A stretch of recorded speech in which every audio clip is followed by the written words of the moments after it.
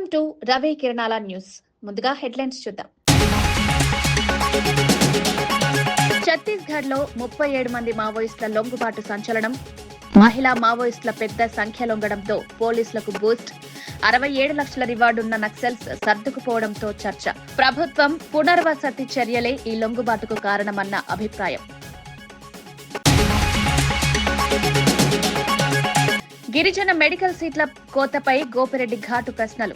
లోకేష్ విధానాలే సీట్ల నష్టానికి కారణమన్న ఆరోపణ. సెల్ఫ్ సస్టైన్ పేరుతో విద్యార్థులపై భారం పెరిగిందన్న విమర్శ.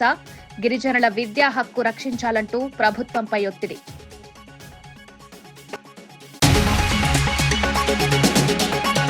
గ్లోబల్ సమ్మిట్ పై సీఎం రేవంత్ కీలక సమీక్ష పూర్తి. పెట్టుబడులపై భారీ అంచనాలు. త్వరలో అధికారిక వివరాలు. ఐటీ, ఫార్మా, స్టార్టప్ రంగాల్లో పెద్ద ఒప్పందాలు ఆశిస్తున్న ప్రభుత్వం. రాష్ట్ర వృద్ధికి ఈ సమ్మిట్ గేమ్ చేంజర్ గా మారనుందని విశ్లేషణ.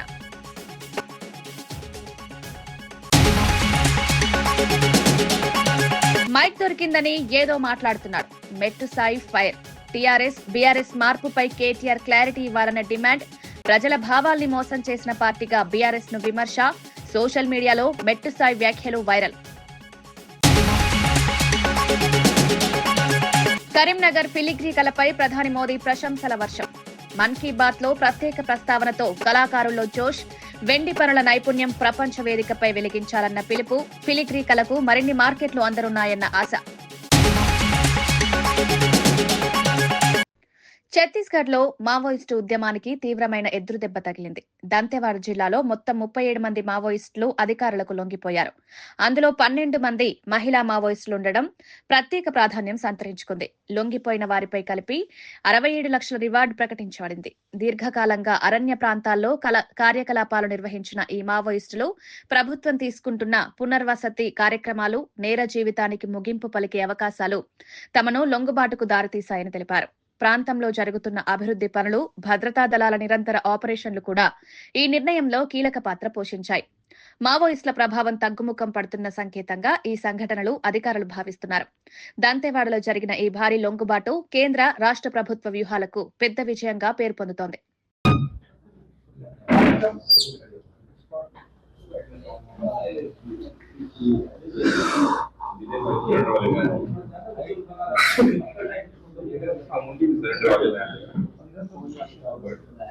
గిరిజన ప్రాంత మెడికల్ కాలేజీలో ప్రభుత్వ నిర్లక్ష్యం కారణంగా 50 మెడికల్ సీట్లు కోల్పోయినట్లు మాజీ ఎమ్మెల్యే డాక్టర్ గోపిరెడ్డి శ్రీనివాసరెడ్డి తీవ్రంగా విమర్శించారు. జగన్ హయాంలో అమలు చేసిన సెల్ఫ్ సస్టైన్ విధానాన్ని నిత్యం విమర్శించిన లోకేష్ ఇప్పుడు అధికారంలోకి వచ్చిన తర్వాత అదే విధానాన్ని కొనసాగిస్తూ సీట్లను అమ్ముకుంటున్నారని ఆరోపించారు. గిరిజన ప్రాంత విద్యార్థులకు నష్టం కలిగించే నిర్ణయాలు తీసుకోవడం అన్యాయమని గోపిరెడ్డి అభిప్రాయపడ్డారు. మెడికల్ విద్యను సాధించాలనుకునే విద్యార్థులకు ప్రభుత్వ విధానాలు అడ్డంకిగా మారుతున్నాయని ఆయన అన్నారు. కేంద్ర సంస్థలతో సమన్వయ లోపం, రాష్ట్ర స్థాయి పర్యవేక్షణ లేకపోవడం వల్లే ఈ పరిస్థితి ఏర్పడిందని పేర్కొన్నారు. గిరిజన ప్రాంతాల్లో ఆరోగ్య సేవలు, వైద్య, విద్య అభివృద్ధిపై ప్రభుత్వం తక్షణం దృష్టి పెట్టాలని ఆయన డిమాండ్ చేశారు. 50% సీట్లు ఈ సంవత్సరం ఎగరగొట్టేసే కార్యక్రమం చేశారు. పూర్తిగా ప్రభుత్వ నిర్లక్ష్యం.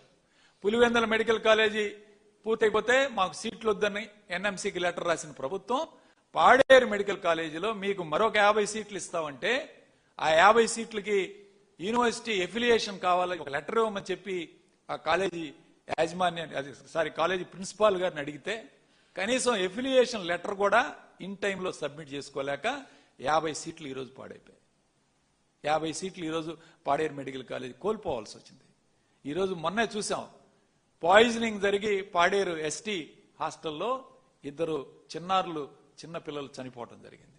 పాడేరు నుంచి విశాఖపట్నం రావాలంటే దాదాపు 200 కిలోమీటర్లు ప్రయాణం చేయాలి. 200 కిలోమీటర్లు ప్రయాణం చేసి వైద్యం కేజీహెచ్లో విశాఖపట్నం రావాల్సిన పరిస్థితి. ఇలాంటి పరిస్థితుల్లో జగన్మోహన్ రెడ్డి గారు ఒక మెడికల్ కాలేజ్ పాడేరులో ఏర్పాటు చేపిస్తే మీరు అక్కడ కూడా సీట్లు కూడా పోగొట్టే పరిస్థితి. ఒక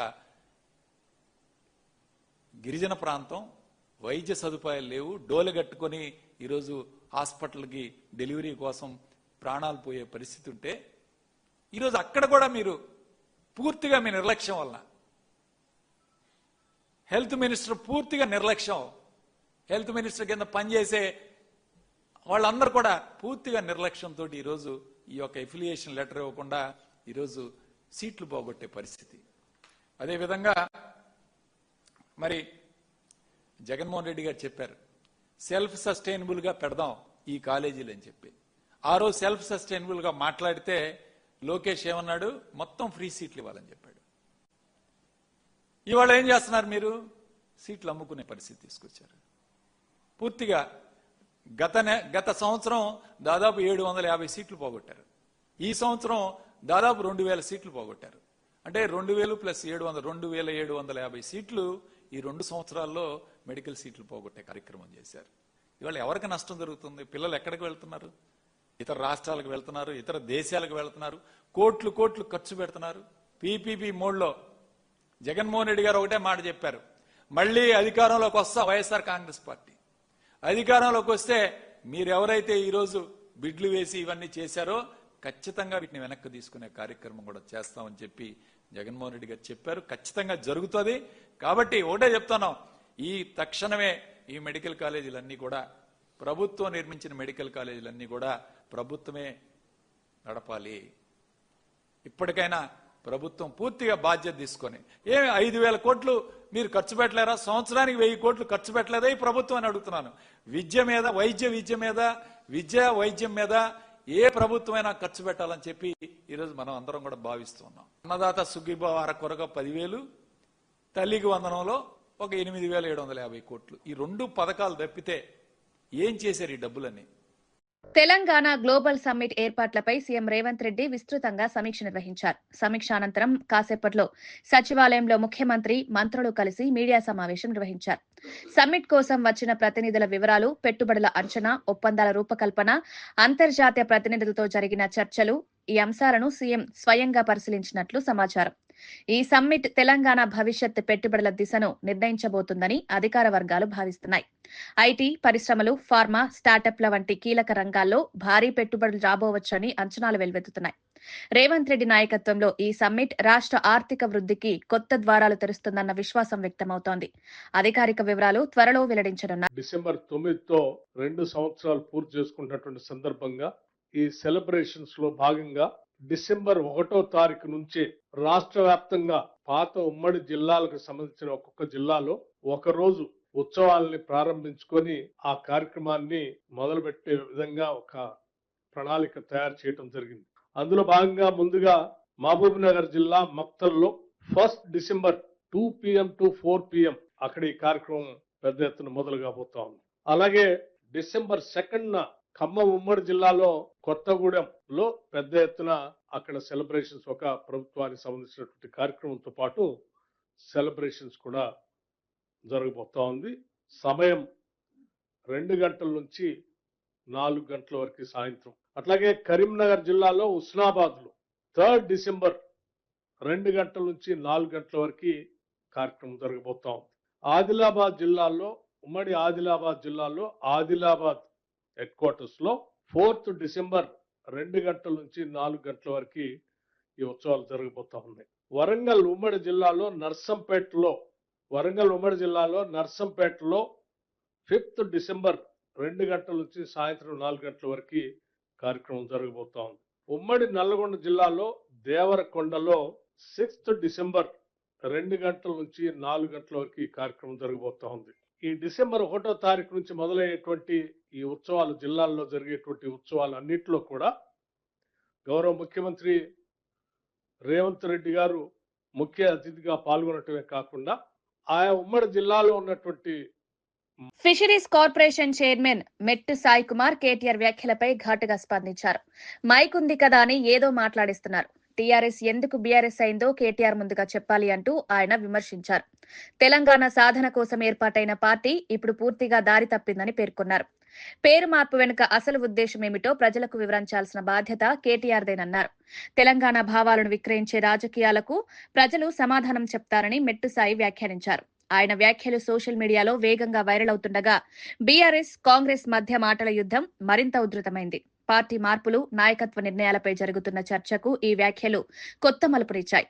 రాజకీయాలు చేయడానికి 2014 నుంచి 23 వరకు ఎక్కడా పట్టించుకోలేదు తెలంగాణ విషయాలని. తెలంగాణ ప్రజా సంఘాలను పట్టించుకోలేరు, తెలంగాణ కవులను పట్టించుకోలేరు, తెలంగాణ కళాకారులను పట్టించుకోరు, తెలంగాణ ఉద్యమకాలను పట్టించుకోలేరు. ఇప్పుడేమో అన్ని మాట్లాడుతున్నారు. 10 ఏళ్ళు మీరు ఏం చేసి చెప్పగలరా?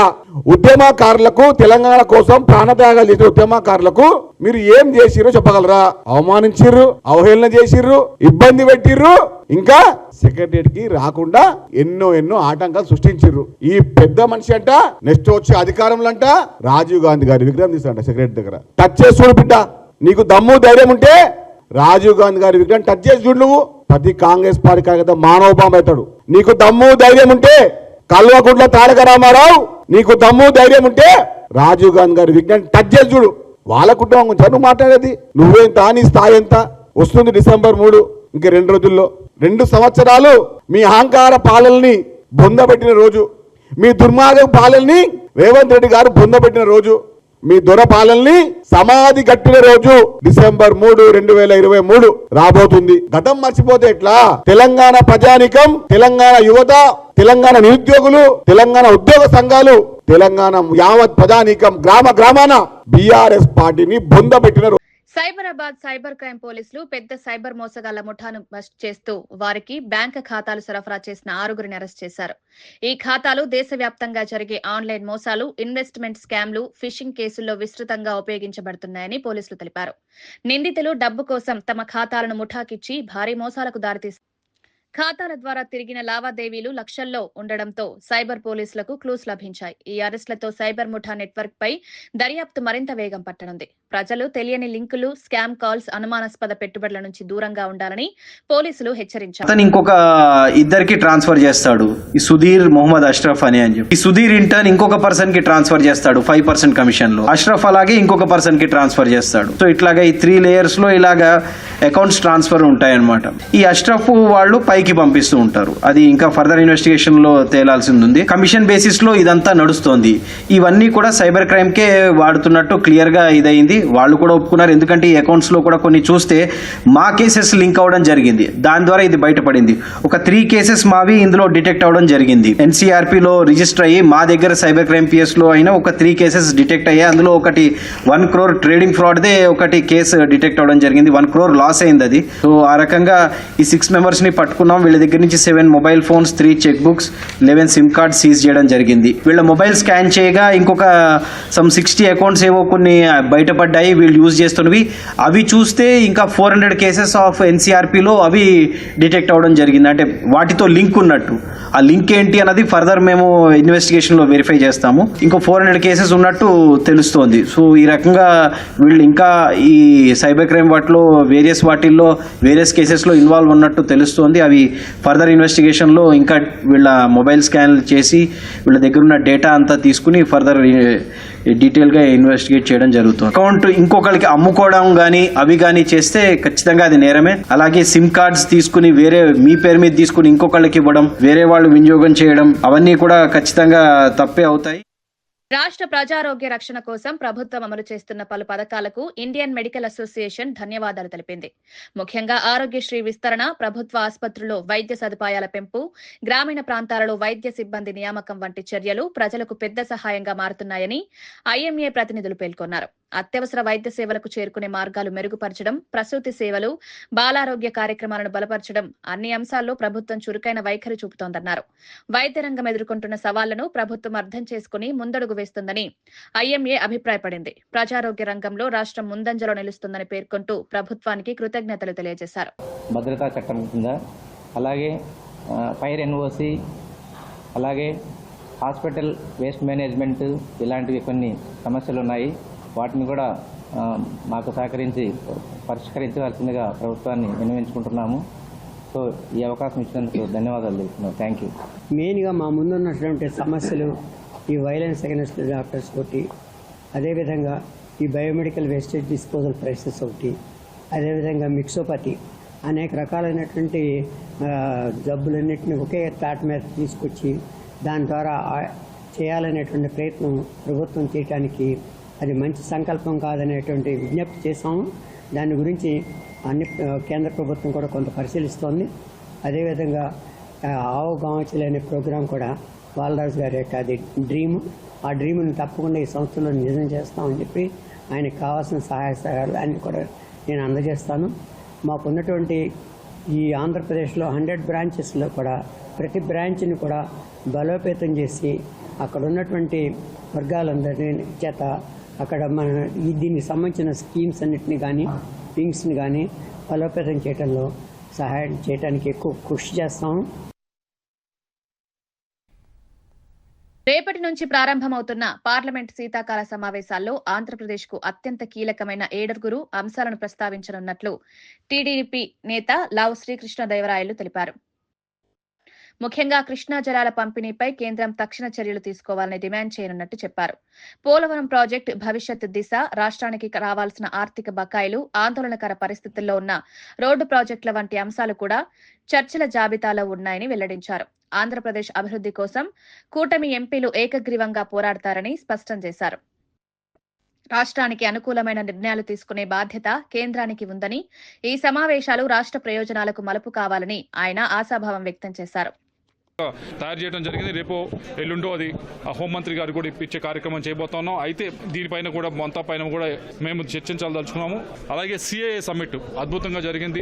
అయితే అదే విశాఖపట్నానికి మనం మెట్రో గురించి మనం అడుగుతా ఉన్నాం. దాని గురించి చర్చించాలి. అది రీఆర్గనైజేషన్ యాక్ట్ లో పొందుపరచడం జరిగింది. విశాఖపట్నం మెట్రో, విజయవాడ మెట్రో, దీని రెండింటిపైన కూడా చర్చించాలని చెప్పి మేము కోరడం జరిగింది. అలాగే జల్ జీవన్ మిషన్ సంబంధించి మరీ ముఖ్యమైనది చర్చ జరగాలి. దీనికి ఈ స్కీమ్ ని మనం ముందుకు ఎలా తీసుకెళ్లాలి, మరింతగా ప్రతి ఒక్క ఇంటికి కూడా కుళాయిని ఇచ్చే కార్యక్రమం ఎలా చేయాలనే దానిపైన కూడా చర్చించాలని చెప్పి కోరడం జరిగింది. కృష్ణా నది వాటర్ డిస్ట్రిబ్యూషన్ సంబంధించి రీఆర్గనైజేషన్ జరిగిన తర్వాత ఆంధ్రాకి తెలంగాణ మధ్య నిలిచిపోయిన ముఖ్యమైన విషయాలు ఇది ఒకటి. ఇరిగేషన్ వాటర్ కానీ, డ్రింకింగ్ వాటర్ కానీ ఈ డిస్ట్రిబ్యూషన్ సరైన క్లారిటీ లేనందువల్ల చాలా ఇబ్బంది పడతా ఉన్నాం. పైగా మన టైలెండ్ లో ఉన్నాము. కాబట్టి దీనిపైన చర్చ జరగాలని చెప్పి మేము కోరడం జరిగింది. ఎస్ఐఆర్ ఆంధ్రప్రదేశ్లో ఇంప్లిమెంట్ చేయమని మేము కోరుతా ఉన్నాం. ఇప్పుడే తొందరగా తీసుకొని ఎంత ఎర్లీగా అయితే అంత ఎర్లీగా తీసుకుని వచ్చి ఆంధ్ర రాష్ట్రంలో ఇంప్లిమెంట్ చేయమంటా ఉన్నాం. ఎందుకంటే ప్రతి బూత్ లో మీరు అందరూ చూస్తూ ఉన్నారు. ఏ బూత్ లో చూసినా కానీ ఏదో ఒక విధంగా కొన్ని ఓట్లు అయితే చనిపోయిన వారి ఉంటామో, లేకపోతే డబుల్ ఓట్లు ఉంటామో ప్రతి బూత్ లో ఉన్నాయి. కాబట్టి వాటన్నిటినీ కూడా సరిగ్గా పద్ధతిలో అన్ని పార్టీలను కూడా కూర్చోబెట్టి, అన్ని పార్టీలు బిఎల్ఓలను కూడా కూర్చోబెట్టి చాలా ట్రాన్స్పరెంట్ గా చేయమని కోరుతా ఉన్నాం. బీసీ వర్గాలను వైఎస్ఆర్సీపీ ప్రభుత్వం ఎన్నో రకాలుగా ఇబ్బంది పెట్టి తీరని ద్రోహం చేసిందని మంత్రి సవిత తీవ్రంగా మండిపడ్డారు. బీసీ సంక్షేమం పేరుతో పెద్దగా పనులు చేయకుండా వెనుకబడిన వర్గాలు అభివృద్ధి చెందేందుకు తీసుకోవాల్సిన నిర్ణయాలు పూర్తిగా విస్మరించారని ఆమె ఆరోపించారు. పథకాలు, సబ్సిడీలు, విద్యా అవకాశాలు అన్ని రంగాల్లో గందరగోళ నిర్ణయాలు తీసుకోవడం వల్ల బీసీలు మరింత వెనక్కి నెట్టబడ్డారని పేర్కొన్నారు. ఇప్పుడు కూటమి ప్రభుత్వం బీసీ వర్గాల పురోగతికి స్పష్టమైన రోడ్ మ్యాప్ తో ముందుకు వెళ్తోందన్నారు. బీసీ హక్కులు, అవకాశాలు రక్షించేందుకు తాము తీసుకుంటున్న నిర్ణయాలు త్వరలో ఫలితాలిస్తాయని హామీ ఇచ్చారు. కావచ్చు, కల్తీ నెయ్యి కావచ్చు, బాబాయ్ రపరపా కావచ్చు, దోపిడీకి నిదర్శనం ఎవరో మనం అందరం చూసాం. గతంలో 5 సంవత్సరాలుగా బీసీల ద్రోహి వైసీపీ పార్టీ. బీసీ బిడ్డలను హత్య చేసినప్పుడు జోగి రమేష్ గారికి బీసీ కార్డు గుర్తురాలా, జగన్మోహన్ రెడ్డి గారికి గుర్తులా, తప్పు చేసిన వాళ్ళు కోర్టు తన పని తాను చేసుకుంటూ పోతుంటే బీసీ కార్డు గుర్తొస్తుంది. ఈరోజు బీసీలు గుర్తొస్తారు, మరి గుళ్ళు గుర్తొస్తాయి, రైతన్నులు గుర్తొస్తారు. మరి పరిపాలనలో ఉన్నప్పుడు అన్ని గాల్లో తిరిగినప్పుడు వీళ్ళు ఎవరు గుర్తురాలా. గుడికి పోయినా జగన్మోహన్ రెడ్డి గారు రపరప అంట, శబరిమలై కూడా రెపరెప ఫ్లెక్సీలు, కోర్టుకు పోతే రెపరెప ఫ్లెక్సీలు, పెళ్లికి పోతే రెపరెప ఫ్లెక్సీలు. ఎవరిని రెచ్చగొడుతున్నారు? ప్రజలందరూ చూస్తున్నారు. ఆ 11 సీట్లు కూడా కనుమరుగైపోతున్నాయి అన్న విషయం తెలుసుకొనే జగన్మోహన్ రెడ్డి ఈరోజు ఎక్కడ లేని బీసీ కార్డులు వాడతాడు. ఎక్కడ చూసినా రైతుల గురించి కొడతారు.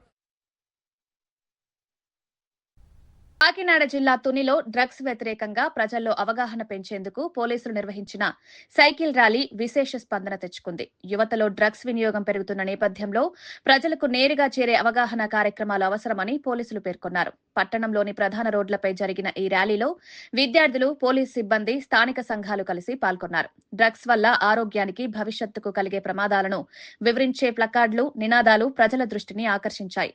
సమాజాన్ని డ్రగ్స్ మహమ్మారి నుంచి కాపాడే ప్రయత్నంగా ఈ కార్యక్రమాన్ని ప్రజలు అభినందిస్తున్నారు. రాబోయే రోజుల్లో ఇలాంటి కార్యక్రమాలు మరిన్ని ప్రాంతాల్లో నిర్వహిస్తామని పోలీసులు తెలిపారు.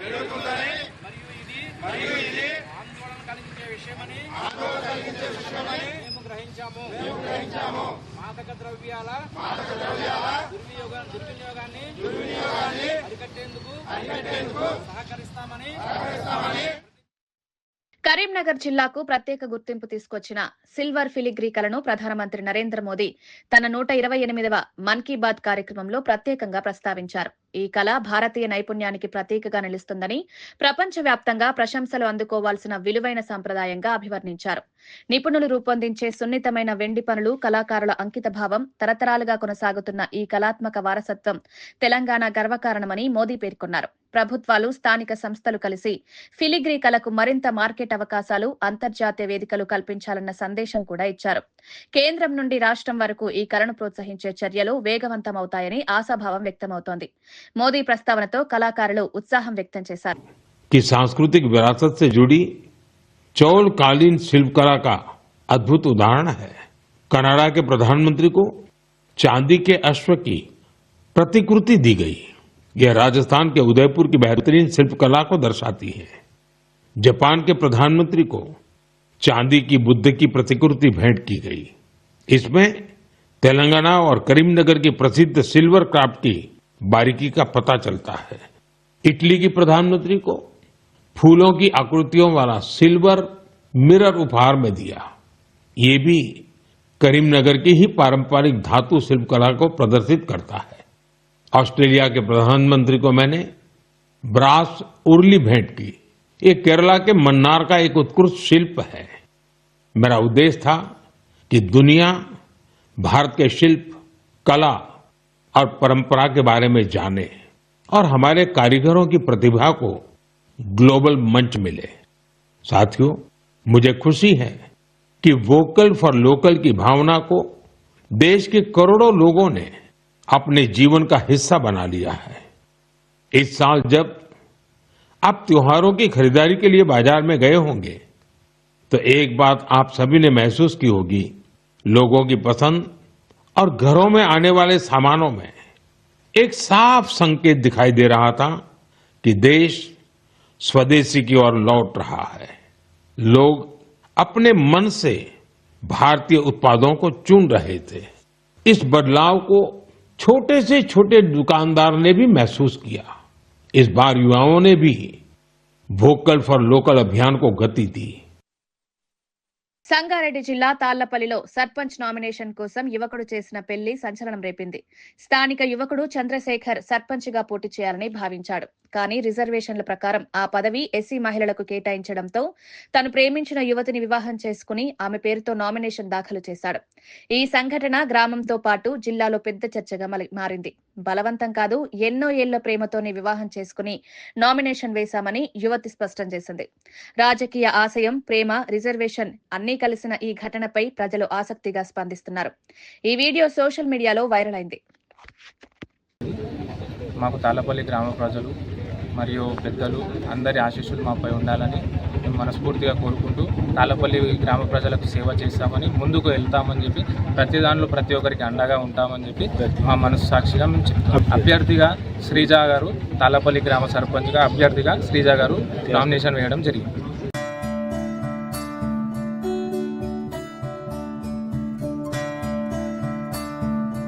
కర్నూలు కొండారెడ్డి బురుజు వద్ద సైక్ సిద్ధార్థ సినిమాస్ టీం సందడి చేసింది. నందు, యామిని భాస్కర్ జంటగా నటించిన ఈ సినిమా డిసెంబర్ 12న విడుదల కానుండటంతో ప్రమోషన్లలో భాగంగా నటీనటులు అభిమానులను కలుసుకున్నారు. చిన్నారులు ఈ సినిమాను ప్రత్యేకంగా ఎంజాయ్ చేస్తారని పేర్కొన్నారు. స్థానికులు నటీనటులతో సెల్ఫీలు, ఫోటోలు దిగడానికి భారీగా తరలివచ్చారు. సినిమా కథ, సందేశం, వినోదం అన్ని మిశ్రమంతో రూపొందిన టీం తెలిపింది. కర్నూలులో జరిగిన ఈ ప్రమోషన్ కార్యక్రమం సోషల్ మీడియాలో పెద్ద ఎత్తున వైరల్ అవుతోంది. సినిమా రిలీజ్ కు ముందే టీం ఉత్సాహం, అభిమానుల స్పందనతో సైక్ సిద్ధార్థపై పాజిటివ్ బజ్ నెలకొంది. అందరికీ నమస్కారం. నా పేరు Yamini Bhaskar. Psych Siddhartha movie promotional జర్నీలో పార్ట్గా కర్నూలుకి రావడం జరిగింది. చాలా సంతోషంగా ఉంది కర్నూలుకి రావడం. నేను ఫస్ట్ టైం వస్తున్నాను యాక్చువల్లీ. అప్పుడెప్పుడో ఒక్కడు సినిమాలో కొండారెడ్డి బురుజు చూశాను, మళ్ళీ డైరెక్ట్గా ఇదే ఫస్ట్ టైం చూస్తున్నాను. సైక్ సిద్ధార్థ సినిమా చాలా ఎంటర్టైనింగ్ ఉంటుంది. మీరందరూ కావాల్సిన మంచి లవ్, ఎమోషన్స్, మ్యూజిక్ అన్నీ బాగుంటాయి. కొత్తగా ఒక నందుని చూస్తారు. అండ్ నా క్యారెక్టర్ కూడా చాలా బాగుంటుంది. ఈ జెన్జీ క్రౌడ్కి చాలా ఎంటర్టైనింగ్గా ఉంటుంది. సో మీరందరూ తప్పకుండా చూడండి. డిసెంబర్ 12న రిలీజ్ అవుతుంది. రావటమే చారిత్రాత్మక ఉన్నటువంటి కొండారెడ్డి బుర్జ్ దగ్గర మా ప్రమోషనల్ జర్నీ స్టార్ట్ చేశాము. Psych Siddharth cinema December 12th release అవుతుంది థియేటర్స్లో. కర్నూలులో కొండారెడ్డి బుర్జ్ దగ్గర అసలు ఇది అంత ఫేమస్ అంటే అందరు ప్రేక్షకులకి తెలియడానికి ఒక్కడు సినిమా ఒక చాలా పెద్ద కారణం. అప్పటి నుంచి చూడాలనేటువంటి కోరిక ఉండింది, ఇప్పుడు చూడగలిగాం. అండ్ కొండారెడ్డి బుర్జ్ కేవలం దీనికి హిస్టరీ ఉండటమే కాదు, చాలా పెద్ద సెంటిమెంట్ కూడా ఉంది తెలుగు ఇండస్ట్రీలో అందరికీ. బికాస్ మీరు మహేష్ బాబు గారు 2 సినిమాలు చూస్తే కనుక ఆయన బ్లాక్ బస్టర్ కొట్టిన సినిమాల్లో కొండారెడ్డి బుర్జ్ ముందు సీన్లు జరిగినట్టు ఉన్నాయి. మెయిన్ సీన్స్ చేయకపోయినా ఇక్కడ షూటింగ్ కొండారెడ్డి బుర్జ్ ముందు ఈ ప్రెస్ మీట్ చేసుకోవడం చాలా సంతోషంగా ఉంది. ఎక్స్ట్రాడినరీ ఎంటర్టైన్మెంట్ ఉంటుంది, ఫుల్ ఫన్. పిల్లలైతే మస్తు ఎంజాయ్ చేయొచ్చు, ఫుల్ ఎంజాయ్ చేయొచ్చు. సినిమాలో ఉండవు అన్న బీపులు, అసలు సినిమాలో సీన్స్ ఉండవు, అది టీజర్ వరకు వెళ్ళేది లేదు. సినిమాలో బూతులు ఉండవు. మీరు అందరూ కలిసి ఖచ్చితంగా సినిమాకి ఏదన్నా హ్యాపీగా ఫ్యామిలీతో చూడొచ్చు అన్న పక్కా. వార్తలు ముగించే ముందు ముఖ్యాంశాలు మరోసారి. ఛత్తీస్గఢ్ లో 37 మంది మావోయిస్టుల లొంగుబాటు సంచలనం. మహిళా మావోయిస్టుల పెద్ద సంఖ్య లొంగడంతో పోలీసులకు బూస్ట్. 67 లక్షల రివార్డున్న నక్సల్స్ సర్దుకుపోవడంతో చర్చ. ప్రభుత్వం పునర్వసతి చర్యలే ఈ లొంగుబాటుకు కారణమన్న అభిప్రాయం. గిరిజన మెడికల్ సీట్ల కోతపై గోపిరెడ్డి ఘాటు ప్రశ్నలు. లోకేష్ విధానాలే సీట్ల నష్టానికి కారణమన్న ఆరోపణ. సెల్ఫ్ సస్టైన్ పేరుతో విద్యార్థులపై భారం పెరిగిందన్న విమర్శ. గిరిజనుల విద్యా హక్కు రక్షించాలంటూ ప్రభుత్వంపై ఒత్తిడి.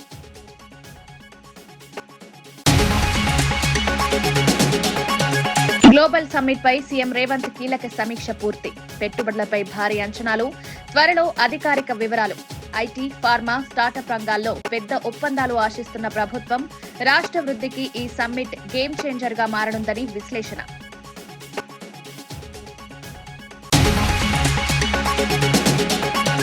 మైక్ దొరికిందని ఏదో మాట్లాడుతున్నాడు. మెట్టు సాయి ఫైర్. టీఆర్ఎస్, బీఆర్ఎస్ మార్పుపై కేటీఆర్ క్లారిటీ ఇవ్వాలన్న డిమాండ్. ప్రజల భావాల్ని మోసం చేసిన పార్టీగా బీఆర్ఎస్ ను విమర్శ. సోషల్ మీడియాలో మెట్టు సాయి వ్యాఖ్యలు వైరల్. కరీంనగర్ ఫిలిగ్రీ కళపై ప్రధాని మోదీ ప్రశంసల వర్షం. మన్ కీ బాత్ లో ప్రత్యేక ప్రస్తావనతో కళాకారుల్లో జోష్. వెండి పనుల నైపుణ్యం ప్రపంచ వేదికపై వెలిగించాలన్న పిలుపు. ఫిలిగ్రీ కళకు మరిన్ని మార్కెట్లు అందనున్నాయన్న ఆశ. ఇవి ఈనాటి వార్తా విశేషాలు. మరో బులెటిన్ లో మళ్ళీ కలుద్దాం. నమస్కారం.